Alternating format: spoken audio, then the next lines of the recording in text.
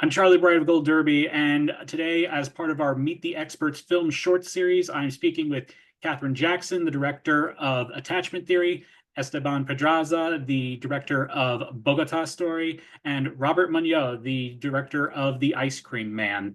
The first question I wanted to ask you guys is, I think there's something so distinct about not just watching short films, but the making of short films and the parameters you have to work in while doing that. And what I'm curious about is what is your favorite thing about making short films specifically? And let me start with you, Esteban. Yeah, that's a good question. I think what I love most about making short films is the challenge of being able to transmit like just human truth, human experience in a short amount of time, and it becoming efficient in that and um knowing how to tell a story that maybe not a complete story, but a story that has a complete feeling in it, um, in a short amount of time. And and I just like how it's not so gargantuan. It's like you can do it. It feels possible. Uh, you can get people to sign on because it's not a huge time commitment. So you can kind of like figure out ways to get great talent or great crew members or anything like that. And I also think the coolest part about showing shorts is, which I think is part of making it, is just the types of audiences that you meet. Because it's not a huge it's not a big commercial market, right? Short films. And so the people who find time to dig them out, the people who find time to get to the theater at a festival, whether it be a big one or a small one, it's like an act of discovery every time. And so I think that's a beautiful thing as well. And what about you, Catherine? Um, yeah, I agree. Like doing the festival circuit has been really fun and meeting other filmmakers, especially ones who are just starting out, like myself, has been really cool to connect with them. I also really liked that I was able to do things creatively and make creative decisions that I don't think I could do in a feature, because with a short film, every shot counts. And and so there were things just like the drone in my film has bright blue eyes. And I made the decision early on that I wouldn't put blue in any of the costumes or any of the production design.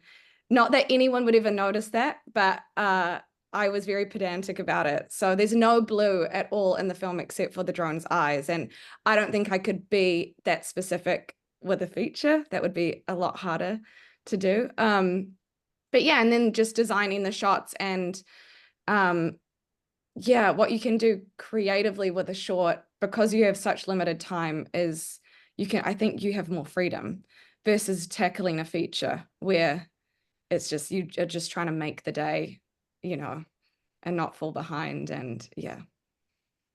And what about you, Rob? Well, I echo everything that Esteban and Catherine said. I think going to a film festival where there's shorts there and seeing one type of movie after another type of movie after another type of movie after another type of movie is a really, really interesting experience. And I love the community on the festival circuit. This is the second short film I've directed. The first one I did a long time ago before I had children. And then my wife decided to become a diplomat, and this is kind of like my coming back party. But one of the things in this particular case that I felt was great about the fact that The Ice Cream Man is a short film is very early on, educators started telling us that they really felt that a sub 30-minute movie, or right around in that time frame, was perfect for their classroom, because they could introduce the film, they could show it to the kids, and then everyone could talk about it afterwards. And so we've actually now partnered with the Anne Frank Center to develop a curriculum that's going to accompany the film as we give the movie away to schools and libraries and museums all around the world. So that's really exciting. Um, I was curious as to the last short that you guys saw that really stayed with you that you saw and it just had a staying power with you? I'm just curious as to what that was. I want to start with you, Katherine, on that. I loved Dream Creep. Dream Creep was great. That played at Sundance this year, and it's a horror film, and it's also very, very comical in the way that, you know, there's a very small difference, I think, between horror and comedy. I mean, because they're both, it's timing and delivery, and it's kind of just the music that's different, I think. But I loved Dream Creep. Yeah. And what about you, Rob? You know, I'm struggling to remember the name. I was at the Naples Film Festival, and there was, I believe, an Australian comedy that I want to say was called The Choice or maybe The Decision. And it starts out as a very, very tense drama where both children have been bitten by rattlesnakes in the desert, and you're rushing to the emergency room, and the parents are distraught, and the medical people are coming in, and the doctor comes in. He's like, "Sorry, it's fine. We've got enough vaccine. It's going to be fine." And then they realize they've only got one dose of the vaccine to save the children. And I'm sitting there going like, "Oh my God, this is a brilliant setup for a very, very, very tense thriller." And the mom's like, and the dad says, "It should be Sheila. We can lose Sheila," you know. And so the whole thing is twisted, and it becomes just a sublimely dark comedy just out of nowhere. And I apologize for forgetting the title of the film, and I don't remember the filmmaker's name, but that one stuck with me. It was just so perfect, and bravo to them. What about you, Esteban? Man, I've seen so many being on the circuit for the last year. One of them was called is a Mexican movie called The Business Trip, Viaje de Negocios, and it's just a heartbreaking, beautiful coming of age. But I have to give a shout out to my wife right now, who's also a filmmaker, and her short film called Thirsty Girl played Sundance as well, and just came out yesterday on Vimeo and on YouTube and everything. So and I helped make that movie. I was a producer and an editor on that film, and so yeah, definitely go check that out. I should also say that I haven't seen either of their movies yet, and I'm really looking forward to seeing Yeah, them. yeah, same. Me Yeah. too. Me Yeah. too. You know, the short film, you know, we are an awards site, and you know, it's interesting how we've a couple of years ago we had this whole thing where the Oscars jettisoned several categories, including the 3 short film categories, off of the main ceremony. And I Yeah. was curious as to what was your reaction a couple of years ago when the Oscars did that, and how do you respond whenever people call to do such things, you know, to make the telecast shorter? And I want to start with you, Rob, on that. Well, I mean, I understand the concerns of getting the telecast to be shorter. However, I kind of wish it would go back to the old days when it was just a private affair and in a, you know, in a hotel lobby, and there wasn't any cameras, and it wasn't a big thing, because I mean, it was always supposed to be for the filmmakers by the filmmakers.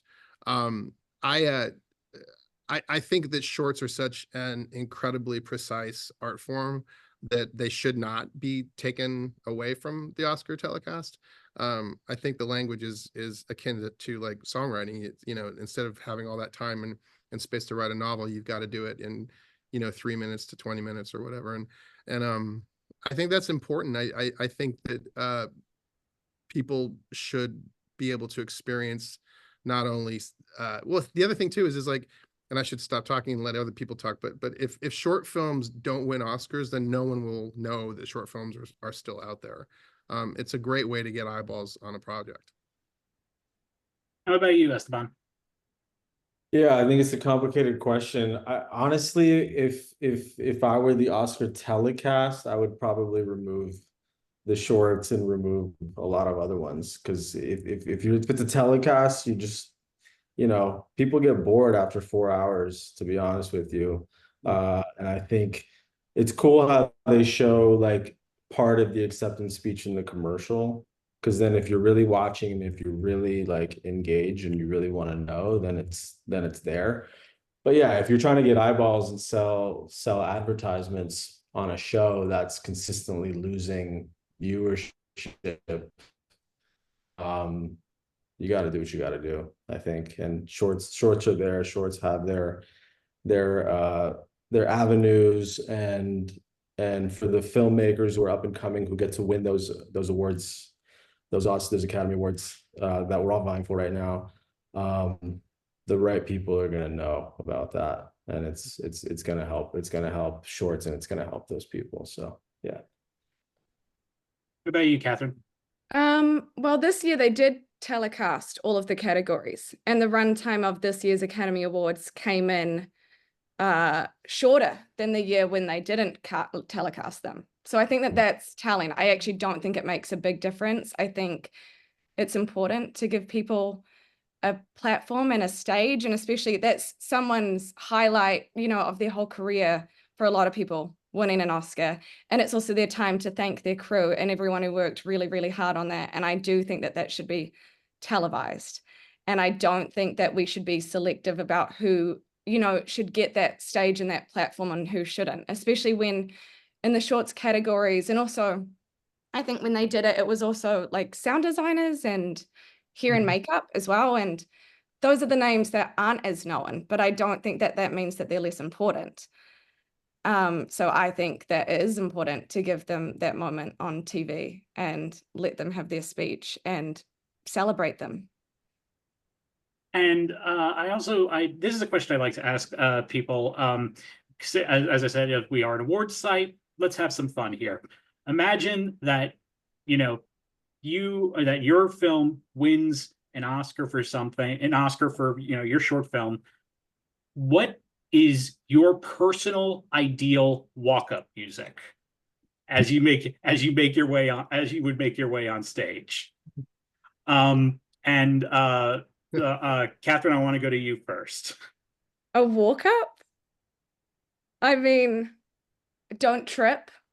Try